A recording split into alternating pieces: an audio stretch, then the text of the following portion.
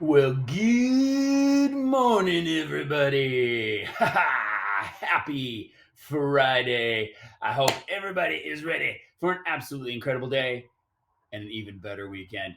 I'm super excited because we have leading the Pledge of Allegiance from the always extraordinary Miss Peel's class.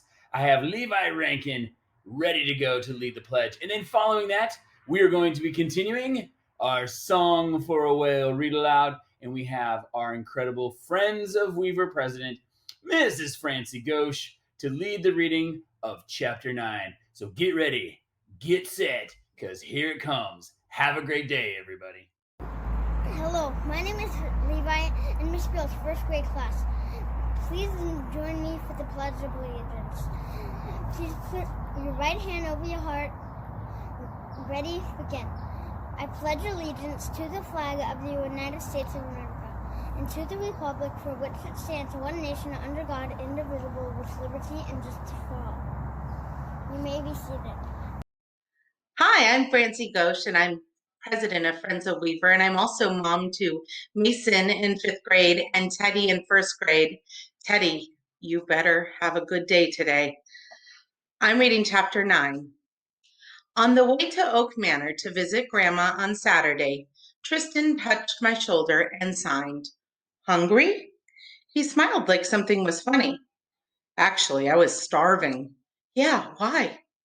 Your stomach is rumbling like an airplane engine. I covered my stomach with my hands to muffle the sound and smiled back at him. I doubt that. An airplane engine is over 100 decibels. However loud a stomach rumble was, it had to be a lot less than that. That morning, I'd been too nervous to eat breakfast. Normally, I was excited to visit Grandma. Other than Wendell, she was the only deaf person I got to talk to anymore. Lately, it was like I needed a bridge to get to her. One of us would say something, then the conversation would fizzle out, and we were back to sitting there trying to come up with something else to say. It used to be that when I got together with my grandparents, we'd sign nonstop, catching up on everything in our lives and signing and laughing at our own jokes and stories that made sense only in sign language. Maybe Grandpa had been our bridge, and we didn't notice until he was gone. Grandma had moved to Oak Manor just a few weeks earlier. Before that, she still lived in the house she'd shared with Grandpa for forever. One day, about a month after Grandpa died, she didn't answer the door when we went to visit her. She didn't reply to text messages either. Her car wasn't in the garage. We let ourselves in with the spare key that Mom had and then searched the house. I checked the study. On her desk was a lamp I'd made out of an old wine bottle. I'd filled it with shells and sea glass we'd found at the beach. Next to that was a picture of Grandpa and me building a sandcastle. "Grandma, where are you?" I looked up, then at a framed picture on her wall, and felt like she was teasing me with an answer. Below the picture of a whale swimming in the ocean was a quote from her favorite book, Moby Dick.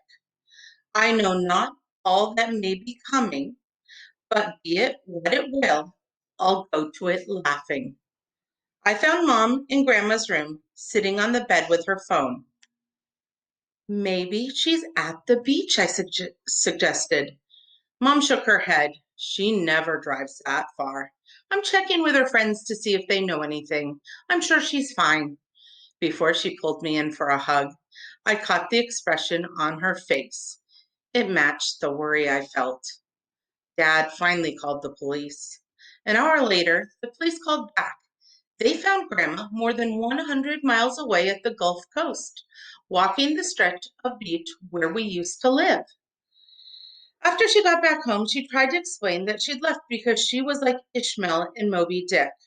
Sometimes she had too much of a drizzly November in her soul and had to get to the sea.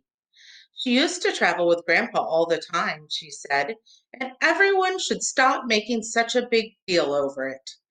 "Why didn't you at least tell us where you were going?" Mom asked her. "Because you would have tried to talk me out of it." No one argued with that. Mom finally convinced her to move to Oak Manor, which was an apartment complex for old people. Grandma said the house was too big for one person to take care of anyway, so she'd go. I didn't believe her. She looked like she just didn't feel strong enough to keep fighting. Sometimes that was the easier choice. My parents promised to take her to the beach in the summer, maybe, when they weren't so busy with work. Sometimes I worried Grandma wouldn't make it till summer. Her November had gone on for 3 months already, and it seemed like she might be stuck there wandering and shivering forever. So there was something I couldn't fix. Before we went through the sliding glass door at Oak Manor, Mom gave me a tight hug that lasted a few seconds longer than most. Then she stepped back, smoothed my hair, and signed, "I love you." She did that every time we visited Grandma, just to me, never to Tristan. "Love you too, Mom." Tristan and I headed upstairs with Dad while Mom went to the social worker's office to ask Grandma if Grandma was making friends yet. It was almost noon when we got to Grandma's apartment, but she looked like she had just rolled out of bed. She wore a pair of sweatpants and a gray t-shirt she'd probably slept in. After giving each of us a hug, she invited us to come in and sit down. "Where's Mom?" she asked. "She'll be up in a minute," I answered, talking to the staff downstairs. Grandma smiled. "About your uncooperative grandmother?" "So that's where Iris gets it," Dad laughed at his own joke. Grandma sat next to me on the couch and asked, "How's school?" "The same," I answered. "Sorry to hear that." She turned to my dad and signed. Maybe Iris could transfer to Bridgewood and be around other deaf students. She signed slowly for my dad and used her voice too. She could hear a little, and people who knew her could mostly understand what she said.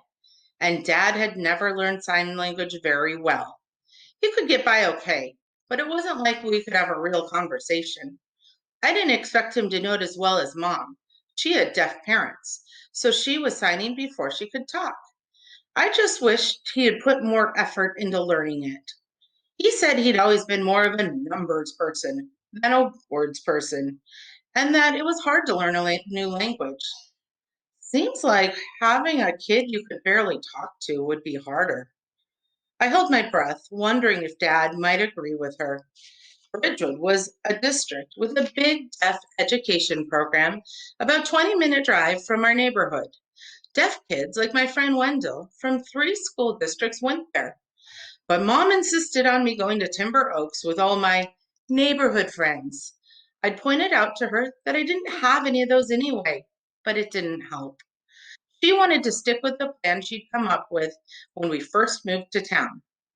Once in a while, Grandma brought up me going to Bridgewood. Maybe Dad would agree with her this time, without Mom there to say I should keep going to school with the same people I'd been with all along. Dad didn't seem to care much either way. If he thought Grandma had a good idea, maybe he'd mention it to Mom later. Dad said something while throwing in a couple signs like think and ship, and then waved his hand. From what I could piece together from the signs and what I read on his mouth, it was something like, "I think that ship has sailed." He used figures of speech all the time, even though most of them didn't make sense in sign language. Usually I could figure out what he meant, like if I'd read the phrase in a book or it was one he said a lot. Once in a while, an English expression was similar to one in sign language. Like if you pretend you're pulling your hair from your head, that's like the English phrase, "by a hair." Usually they didn't match up so nicely. "What do you mean?" I didn't see why he thought it was too late for me to switch school districts. Why should I stay in the same place just because I'd been there for so long? "Nothing," Dad signed. "It's not important." He looked at Grandma and said, "Iris has gotten used to her school." Heat rushed to my face. I probably looked sunburned. This was a conversation about my school, and Dad wanted to leave me out of it. Even worse than talking around me was talking about me like I wasn't there. "Really?" Grandma asked. She didn't look like she was waiting for an answer. Her eyes shifted over to me. I leaned forward and waved my arm so Dad would look at me again. "It's important to me. You know, it's like train gone. sighed Tristan. I know that, I sighed. I meant, why is Dad saying that about school? Train? Dad asked. I almost had to sit on my hands to keep from answering. Nothing, it's not important. Remember, that's how you do that phrase in sign language, Tristan answered. Instead of saying, that ship has sailed, or you missed the boat. I've shown you that before, I told Dad, but that's not the point. Why had that ship sailed? I'd be starting junior high next year anyway. Might as well hop on the next boat or train or whatever with people I could talk to. Mom walked in then with some flyers. Hi, Mom, she signed and came over to the couch to give Grandma a hug.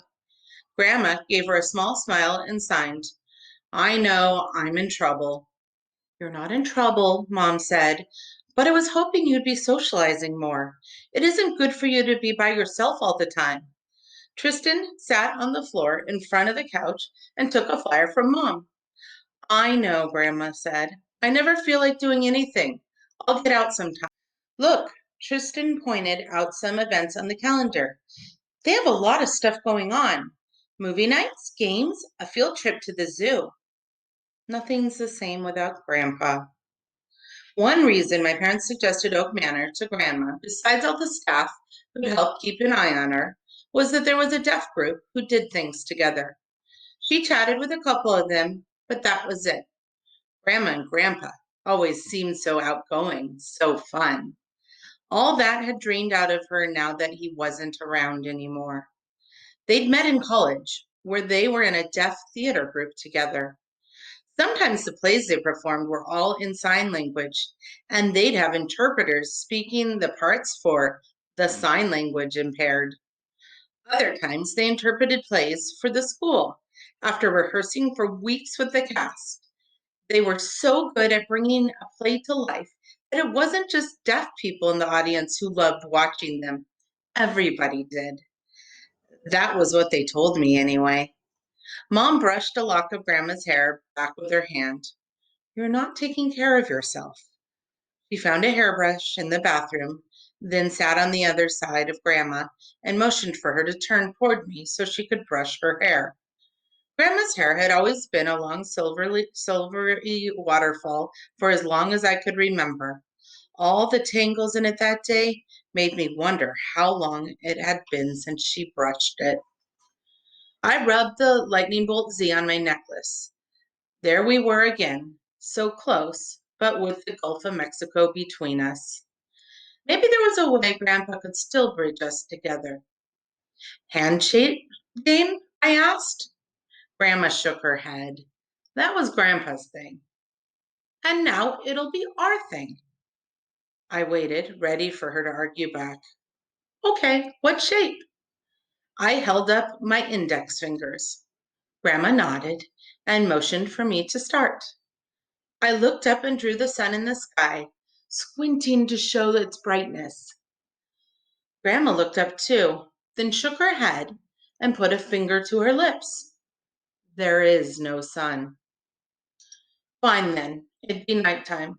I showed a star in the sky. Grandma added, it's the only star. Why couldn't I have picked any other shape, one that wouldn't lend itself to such lonely signs? I wanted to erase everything and then open my hands to show a sky full of stars, but that would break the pattern I'd started. I'd make it work. I looked up as if I could see it. No, there's a shooting star. I drew its path zipping across the sky. Grandma showed the shooting star traveling farther and farther away. She pointed to the first star, alone in the sky again. My turn. Two people walked together, side by side. One of them pointed to the star, and they both looked up and smiled. On Grandma's turn, one of those people flew up to the sky to join that star, leaving the other person all alone. I didn't want the game to end that way, leaving that person standing on Earth all alone watching a star. But I couldn't think of what else to add to the story. I lost. And that is the end of chapter 9. Thank you. Bye.